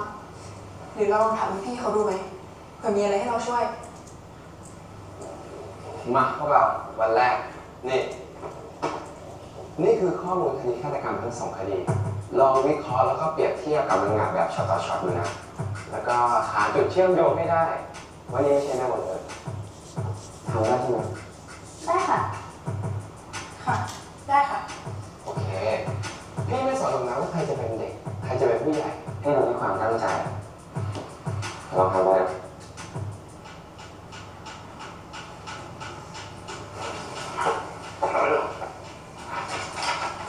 โอ๊ยจะสิ้นข้อมูลเยอะขนาดนี้นี่อ่าน ทิตย์หน้าก็ยังไม่หมดแล้วให้ทำกัน2 คนอีก เอานะพี่เขาให้ทำงานจริงๆก็ดีแล้วดีกว่าเขาใช้ไปซื้อกาแฟนะเว้ย เอาวะสู้ตาย สู้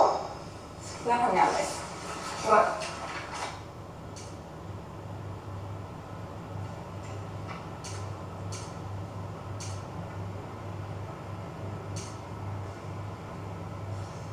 ดูนี่ดิตรงที่โดนมัดกับรอยแผลเหมือนกันเป๊ะเลย ต้องไม่ใช่เรื่องบังเอิญแน่ๆแล้วว่าฆาตกรนะไม่ได้ฆ่าแค่เพื่อนเรียนแบบ แล้วว่าเขาจัดฉากไว้ทุกอย่างเหมือนกันหมด เอาจริงๆนะเราไม่คิดเลยว่าแพลจะเป็นแฟนคลับการ์ตูนแนวโรคจิตเลือดสาดแบบนี้อ่ะ คือความจริงเราเป็นพวกเก็บกดอะสู้ใครเขาไม่ได้ก็เลยต้องหาอะไรแบบนี้ดู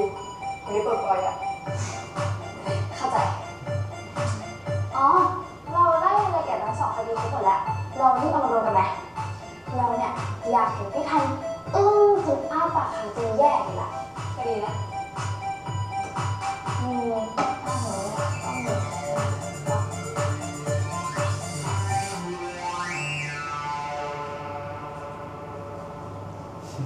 เข้มจัด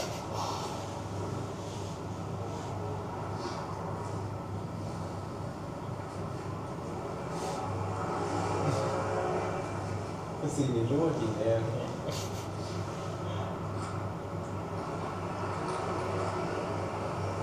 กินไม่ดูเลย แล้วอร่อยด้วย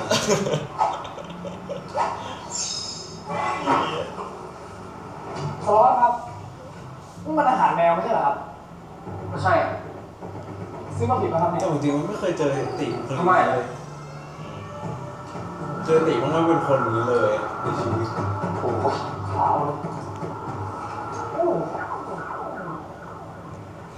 บอกไงแม่งเปลี่ยนคาแรคเตอร์ไปเลย มันเปลี่ยนมากอ่ะ แต่ว่ามันเล่นดีนะเรื่องนี้มันก็คนซื้ออาหารให้ด้วย กูชอบที่มันดูขึมอะ กูเชื่อจริงๆมันเป็นอย่างเงี้ยจริงๆอ่ะทั้งที่แบบอาจจะไม่ได้เข้มขนาดนั้น ไม่เราคิดว่ามันแบบ ไปก่อนนะ มันโอเวอร์แอคง่ายไปบทเนี้ยมันเล่นมาพอดีอ่ะ มันเข้มเกินมันก็จะอาจจะแบบเกิน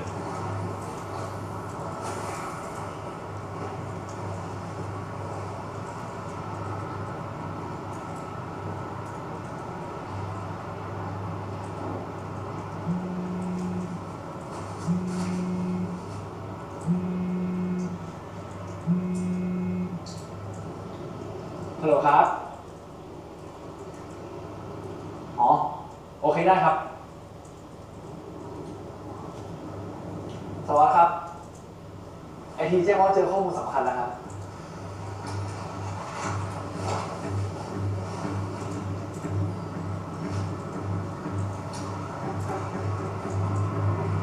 ไอทีจาก IPSS จากห้องพักของเทพบว่ามีการพยายามล็อกอินเข้าระบบหลังบ้านของบล็อกเนคอสหลายครั้งครับ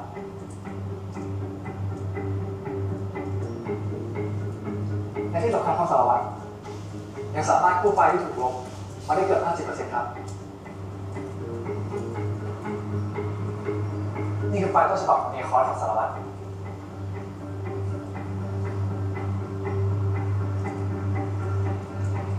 สารวัตรครับไฟล์แบบนี้มีแต่คนว่าถนัดครับที่สามารถมีได้ผมว่าเคคือมิสเตอร์คิวครับงั้นก็สับพอออกหมายจับได้เลยครับเตรียมจับกลุ่มเป้าหมายได้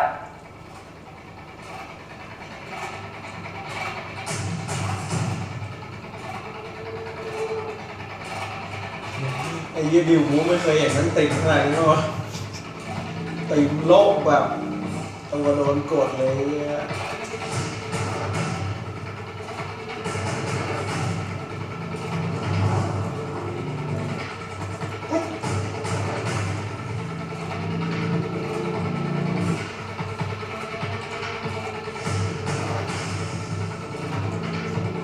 สิ่งนี้กูก็เจอยาก ใช่แม่งเบื่อจริงๆกูก็คิดเว้ย น่ากลัวชิบหาย นั่นคือซีนเด็กบ้านอะ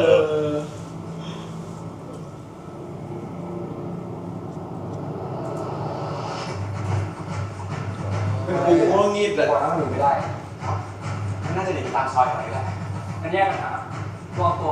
มันน่าจะมีอาวุธก็ เปลี่ยนจากเด็กบ้านเปลี่ยนจากโดนเด็กบ้านเป็นโดนตำรวจ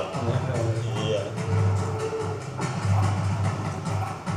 ตำรวจบุกจับเกงขาวเฉย พี่ค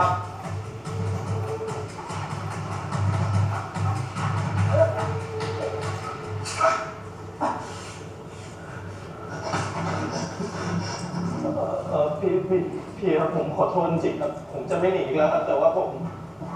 ไม่มีจริงๆครับเมื่อวานเราเงินไปให้เพื่อนเช็คหมดแล้วเนี่ยพวกมันบอกกูหมดแล้วว่ามึงอยู่ที่นี่แล้วไงวะก็ผมเอาเงินไปให้พวกเขาหมดแล้วไงครับผมไม่มีตังค์แล้วครับเข้าใจผมหน่อยได้ไหมครับผมไม่เข้าใจไงเงินของกูยังไงมึงก็ต้องหามาคืนให้ได้เขาจะบอกเลย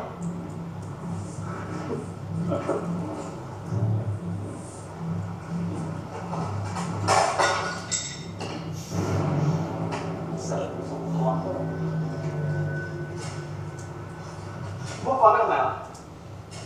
ไม่ตีผมกลัวฮะมึงคิดว่ากูเราตื่นฮะมึงไม่มีเงินใช่ไหม ตัวตุ่น งั้นวันนี้ขอดอกเบี้ยก่อนแล้วกัน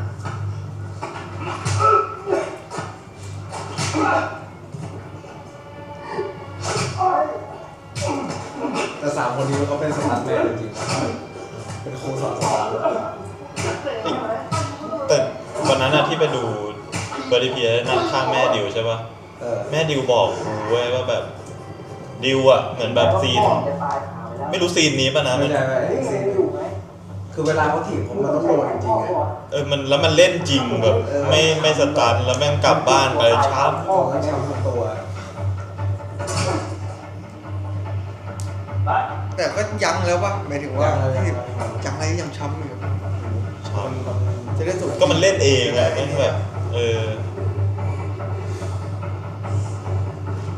เขาอาจจะไม่ได้แตะแรงแต่จังหวะล้มมันโดนพื้น แต่ไงไม่ต้องโดนแหละมันดูก็เชื่อมันต่อยจริงอ่ะแบบ แต่คือช้ำจากรีแอคจากกระแทกของพวกนี้แหละรอบตัว เดี๋ยวบอกเล่นเลยนะตอนนั้น ตอนเป็นว่ากลับบ้านไปเขียวอ่ะ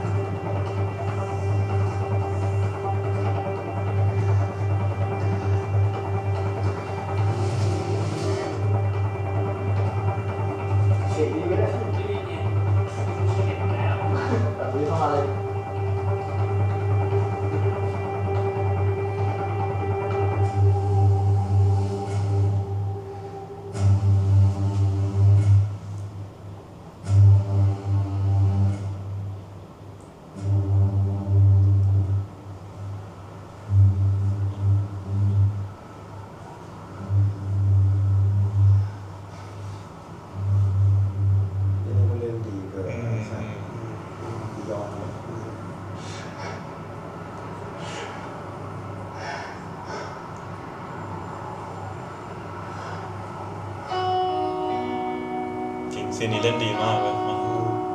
เบอร์อะเบอร์เลย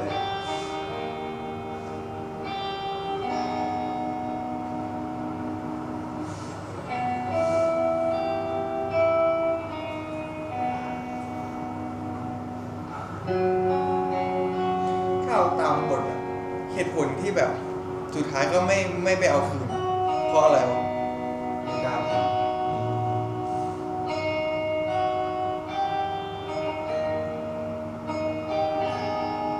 คือแม่งโกรธแบบน่าฉุนจัดอะโดนกระทืบเละอะแต่ว่าแบบมันทำไม่ลงอะคือตอนกูดูกูตีได้อีกมุมหนึ่งประมาณแบบเหมือนว่าพวกนี้แบบฟิลอยู่กับเพื่อนแต่เหมือนแบบบทตัวละครไอดิวมันเหมือนตัวละครที่แบบไม่ได้มีเพื่อนอะไรเงี้ย อ๋อแล้วเป็นคิดว่าแบบว่าพอมันอยู่แบบมีเพื่อนมันเลย เหมือนป้องไม่เกี่ยวกับการมีเพื่อนแต่เหมือนกับว่าได้เห็นมูดอารมณ์ของคนที่แบบเพื่อนกันคุยกันรู้สึกว่าแบบก็ดูรักกันดีแบบทำร้ายไม่ลงฟิลนั้นผมบอกพี่วุฒิ ถือปืนไม่ได้เท่ตลอดเนี่ย เฮ้ยพี่วุฒิ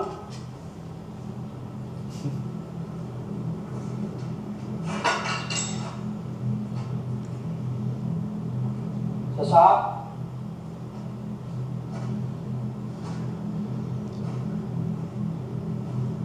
มันไม่ทิ้งมาฟังด้วยซ้ำมันไม่ไหวแล้วอะนะ ว่า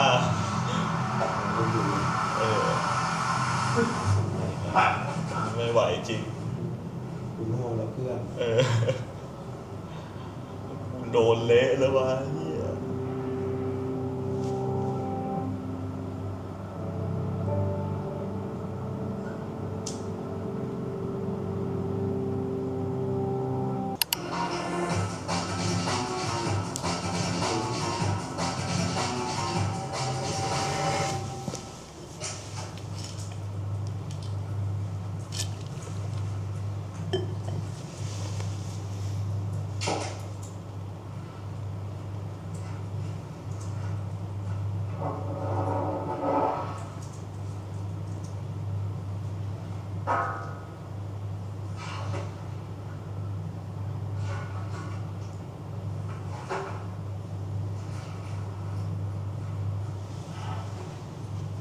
หมอบอกว่าคุณไม่ได้เป็นอะไรมากนะ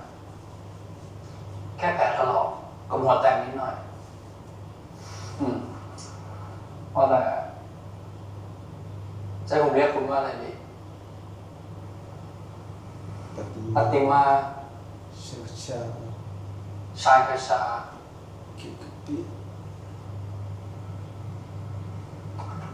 เคคิวปิด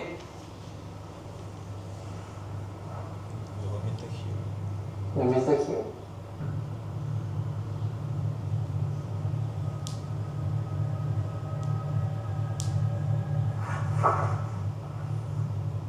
ประวัติการเปลี่ยนชื่อของคุณเนี่ย5 ปี 5 ครั้ง IP ที่ล็อกอินเข้าหลังบ้านบล็อกเนคอร์ดก็มาจากห้องคุณถูกไหม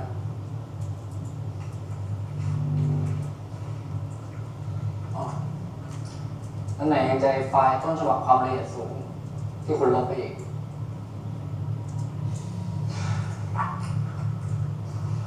ไอ้ที่ผมพูดมาเมื่อกี้มีอะไรที่ผมพูดผิดบ้าง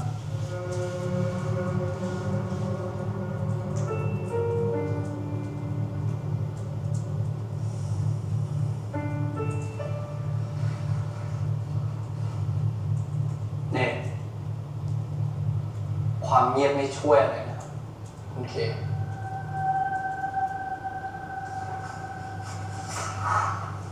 เพราะว่าตอนนี้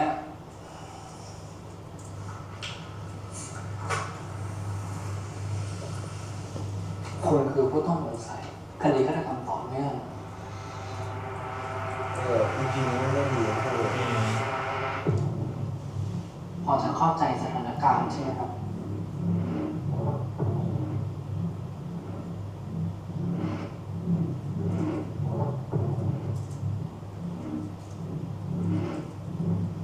งั้นผมถามหน่อยเมื่อคืนคุณไปทำอะไรในซอยมืดๆแล้วทำไมเห็นตำรวจคุณต้องวิ่ง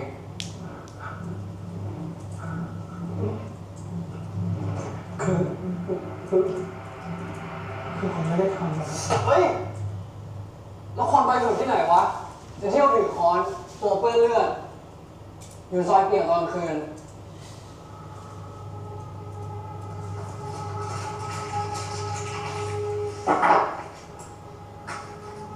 คงไว้ทำไม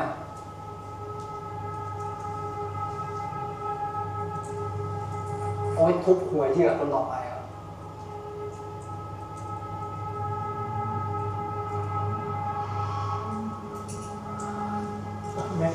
ไม่ใช่นะคือผมพกไว้ เอาไว้ป้องกันตัวป้องกันตัวอะไรป้องกันจากใคร แม่งนายยิงสมยิงหล่อครับ ยังไงซีนเค้นเนี่ยตอนที่เค้นเนี่ยดิวชอบไปตีเล่นมาก พวกนี้ตี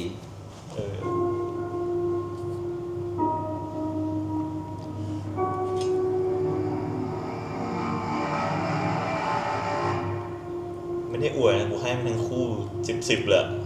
ทั้งดีนะนี่ โอเคแต่พวกเรื่องทวงหนี้กับคอนเนี่ยผมจะถือว่าคุณรู้ความจริง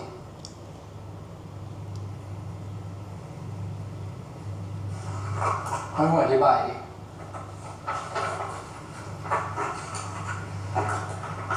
ว่าทำไมไอ้2 คดีเนี่ยมันถึงเหมือนกับมังงะคุณ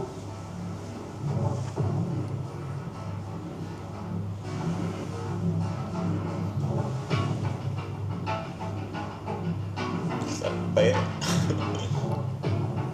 คือผมไม่รู้ครับผมแค่ว่าตามที่ผมคิดแต่ผมพูดความจริงนะครับผมสาบานได้ผมไม่รู้เรื่องอะไรเลยแล้วผมก็ไม่ได้ฆ่าใครด้วยครับ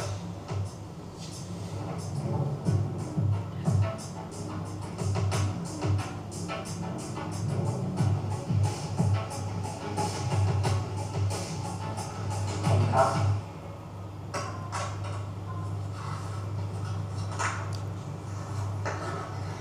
โอ้สารวัตรครับ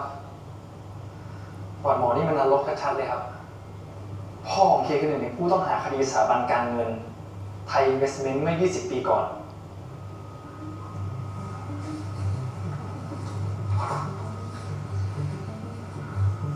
ถูกตัดสินข้อหาร่วมกันโกงเงินจนศาลสั่งฟ้องล้มละลายนี่ขนาดพ่อตายนะครับยังตามที่นี่แทนพ่ออยู่เลย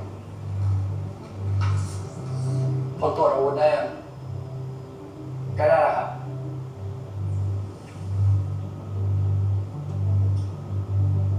ยังไงมันก็ยังเป็นผู้ต้องสงสัยอยู่กักตัวไว้ก่อนครับ โอ้ยโล้มหล่น ตีต้องมีรู้สึกอะไรกับคำนี้บ้างวะพ่อของเค ฉลาด เป็นหนึ่งในผู้ต้องหา ใช่มีเบาะแสอยู่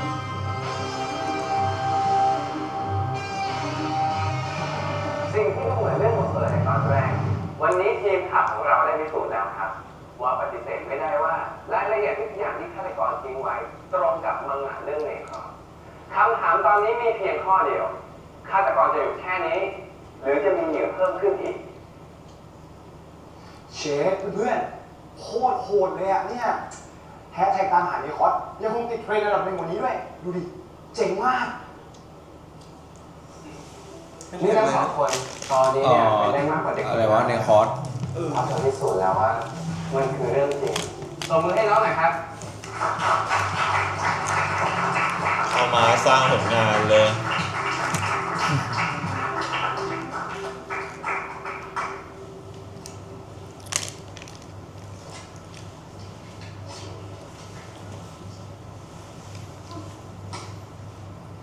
ไม่เชื่อหรอว่าตัวเองทำได้อะเชื่อ แต่เรายังอยู่อะนี่เก็บของไปหาอะไรฉลองดีกว่า กินอะไรดีอ่ะพิมเลือกเลยงั้นหมูกระทะไม่ออกหัวเหม็นชาบูก็ดีนะโอเค มันเหม็นน้อยกว่านี้เดียวอ่ะเรารู้ เหม็นเหมือนเดิมอ่ะ แค่น้อยลง ไปขนาดวุฒินามสกุลคนจัง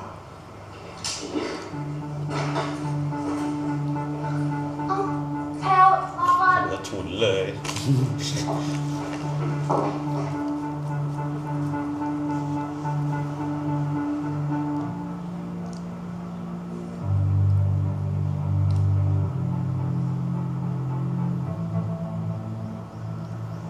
เห็นออฟฟิศกูเลย ใครๆก็รู้ว่า ใช่เหรอตรงไหน ตึกขวา พ่อเราอะ ด้านขวา ขวาไกลๆ ตำ อ่ะ รวจเร็วที่ สูงๆ ดีไทยอินเวสท์เม ออน ฟ ต์ ฟิศกู คนฆ่าตัวตายเป็น ไม่รู้กันกี่คนเพราะพ่อเราอะสุดท้ายพ่อกับแม่เราก็ตายทีนี้เรากับพี่แบกรับความผิดของเขามาตลอดอะ พ่อแพลจะเป็นยังไงมันก็ไม่ได้หมายความว่าแพลจะต้องเป็นแบบพ่อนี่นามสกุลมันก็แค่ป้ายติดชื่ออะสิ่งที่แพลทำมันค่ะที่จะบอกว่าแพลเป็นใคร แต่นี่ก็หวังดีเกินว่าจะมาเอาอะไรสักอย่างก็วะ สงสัย คือกูไม่ได้คิดว่าเป็นฆาตกรหรอกแต่กูคิดว่าแบบอะไรสักอย่างอะคือมันหวังดีแบบไปนิดนึงอะมึงรู้ปะ ไอ้กูรู้เรียกว่าอะไรวะรู้สัก 95% ของเรื่องแล้วกันกูไม่รู้อย่างเดียวคือตอนจบเว้ย เรื่องบนแบบนี้เป็น เขาแบบเหมือนตอนนี้พิชิตเขาทำมาเขาเว้นตอนจบไว้เลย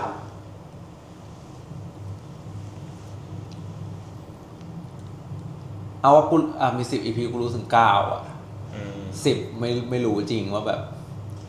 จะยังไง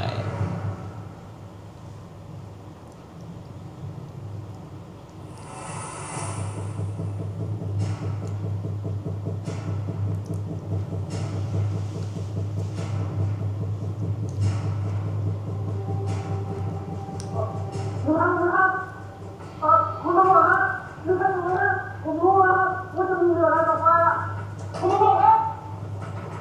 ดีไหมดีครับ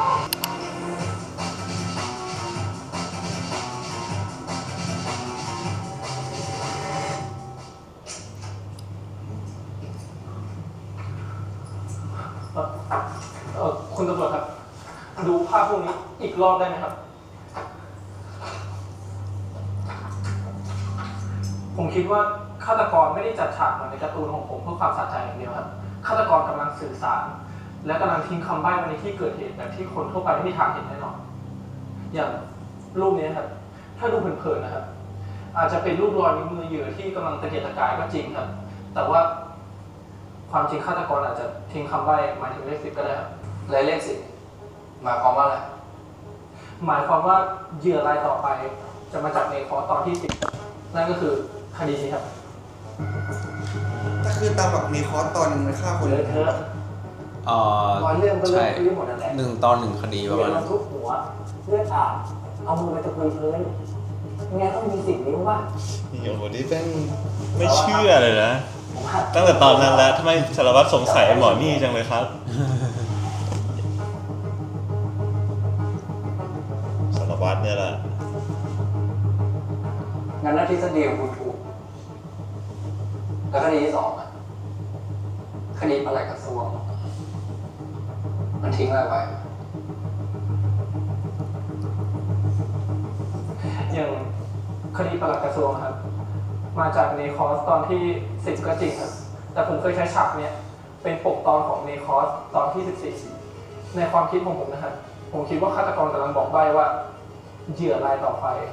จะมาจากในคอร์สตอนที่14ครับพูดจริงนะกูยิ่งดูไปนะกูอยากอ่านเนคอร์ส มันไม่ได้ทำไปครบขนาดนั้นสิถ้าสมมติว่าแบบเป็นไปได้นะผมว่าปีหน้าก็คือต้องให้ทุนในดีทำอ่ะเป็นแบบซีรีส์เรื่องเนคอร์สที่อยู่ในมิสเตอร์คิวทีโอ้โหโคตรมันหนักแบบมันจะเวิร์ดเดียวกันเล่าเรื่องเหมือนทอยสตอรี่ที่เล่าเรื่องบาลาเยียข้างในอ่ะว่าเรื่องราวบาลาเยียเป็นยังไงเป็นคนขับจรวดอะไรปีหน้าให้ทุนในดีลทำมากูบอกเลยแม่งวาดยับอ่ะว่าแต่ว่าทำเป็นหนังทำเป็นซีรีส์ใช่ไปถือว่าให้ทำเป็นซีรีส์ไปเลยแต่คดีนี้มันก็เหมือนในคอร์สเป๊ะๆเลยนะมันก็จะซ้ำไม่มันจะแค่บอกเป็นเรื่องราวคร่าวๆแบบเนี้ยทนายความชื่อดังครับใช่แต่ว่าเราจะไม่รู้ว่าทนายความทำอะไรบ้างเคยทำอะไรบ้างก่อนจะตายอะไรเงี้ยทั้งหมดให้กับแพทย์รักษาโคตรน่าดูเลยเพื่อช่วยลูกความรวยถามไปดิวด้วยแม่งไหวป่ะตอนนี้แต่คือแม่งต้องวาดก่อนช่วงนี้แม่งเครียดจัดก็ทำการฆาตกรรมทนายคุณดิวถ้าดูอยู่นะแล้วก็จัดการกับศพเสนอเลยเพื่อเป็นสัญลักษณ์ให้เสนอให้ทำเป็นซีรีส์วาดทั้งเล่มนี่ผมคิดว่าอยู่นะไม่ต้องมีนิยายก็ได้เอาแค่ซีรีส์ก็ได้ในคอร์สมันมีกับ30 เล่มอ่ะเขียนบทใหม่ ต้องเขียนบทอะแต่คือไม่ต้องเอาวาดเป็นซี ที่ รี มัน ส์ใน ทำห เรื่ นั อง งสือนะคิวมันจะเต็มไปถึงแบบ2 ปี ข้าราชการกำลังธุรกิจ 30 เล่มนี่แม่งระดับแบบ เล่มมันกี่นะ ข้อสันนิษฐานว่า แล้วแม่งระดับโซอิเตอร์ได้เลยนะเว้ยอ่ะนารูโตะ70 เล่มอ่ะครึ่งหนึ่งของนารูโตะอ่ะรวมภาคเด็กอ่ะขี้แตก เอาสู้ๆดิ ไอ้ฆาตกรรายเนี่ยมันเลยผู้มีการวางแผนดูจากเหยื่อ2 คดีแรก มันจะจับเหยื่อไป3 วันก่อนที่มันจะลงมือฆ่าเพราะงั้นสิ่งที่มันต้องการ ก็คือเวลา มันต้องใช้เวลาในการจัดหาสถานที่และจัดฉากให้เหมือนกับในการ์ตูนเนคอร์ส เรื่องนี้ดึงสีกล้องดาร์ก เช็คข้อมูลทั่วประเทศ ตอนนี้คอร์สในเรื่องมันยังวาดไม่จบครับแบบว่า หรือขาดการติดต่อไป1-2 วันนี้ ศิลปินเหมือนถึงตัวมิสเตอร์คิวอ่ะมันวาดค้างไว้ใช่ป่ะ ก็คืออยู่กลางคาร่าอย่างงี้ ยังไม่จบหรอคุณนึกว่าจบแล้วแต่ดึงข้อมูลได้ประมาณ 50% อยู่กลางคันแล้วก็ดึงข้อมูลได้แค่นั้น ฟิลฮันเตอร์อ่ะ คือมันเป็นแบบฟิลแบบอาจจะ เหมือนฮันเตอร์ จบในตอนอะไรอย่างงี้มันมีความอย่างนั้นอยู่ งั้นแสดงว่าช่วงที่ยังไม่จบอะฆาตกรก็คือฆ่าตามความคิดของฆาตกรเองนะเฮ้ยเลือกเหยื่ออะไร ไม่ก็ต้องรอดูไปว่าแบบฆาตกรมันจะทำยังไงต่อ อุ้ยถ้าดิวเป็นตัวร้ายคือดิวเขียนต่อ เขียนต่อแล้วตายเพิ่ม ใช่เขียนต่อให้จบ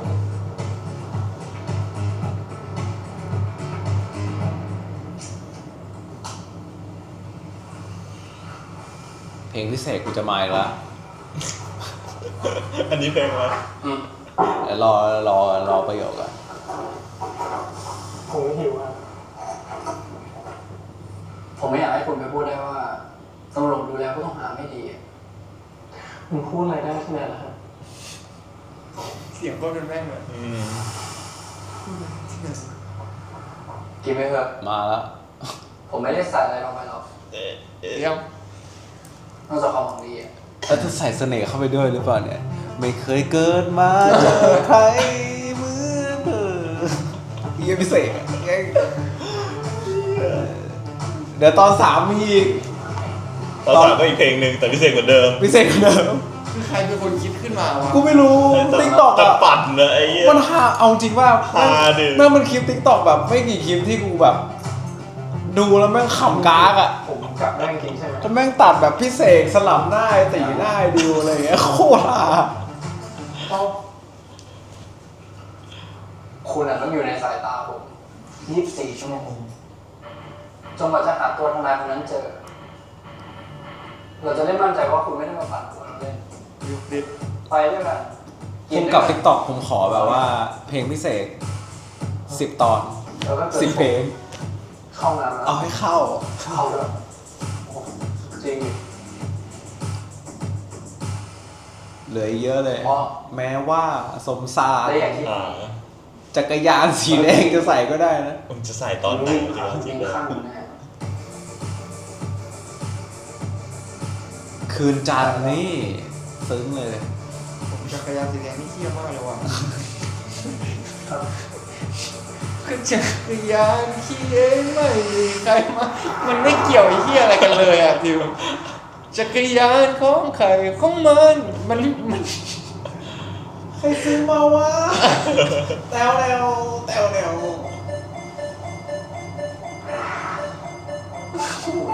จักรยานสีแดง หน้ามันเครียดจัดไอ้เหี้ยหน้ายันตีอะขมวดเลย สภาพเนี้ยจะไปทุบหัวคน มึงก็รู้นี่ ตอนหน้าสปอยไว้กูเห็นมาแล้วแม่งอยู่ในหัวกูว่าเลยเพลงแม้ว่าแม่งตัดมาสโลว์เดี๋ยวใส่โคราซีก็ได้เดี๋ยวมันมีซีนอยู่ใส่ได้ไหมเดี๋ยวถ้าทุกคนดูอยู่แล้วแบบอยากรู้ว่าเพลงคืออะไรก็ลองไปเปิดหาฟังดูได้หรือไปเปิดใน TikTok ดูก็ได้ ชอบมากเลย โลโซ มันฮาเกิน มิสเตอร์คิว คือเหมือนช่วงนี้พี่เสกเขากระแสไง เขากลับมาแล้ว แล้วมิสเตอร์คิวก็มาพอดีแล้วแม่ง คือตีคู่กันไปเลยว่า ตีคู่เลย เป็น OST กูไม่ต้องทำแล้ว ไม่ต้องมีเพลง เดี๋ยวเพลงจบเรื่องเอาพี่เสกมาร้องดีกว่า แต่ก็เหมาะจริงๆอ่ะเพราะว่าเรื่องนี้มันมีความแบบดิบๆเถื่อนๆอะถ้าไม่เอาพี่เสกเอาใครมาวะกูก็คิดไม่ออกอะ 70 บาทครับขอบคุณครับขอบคุณครับครับ กูรู้แล้วฉากไหนที่ ต้องสโลว์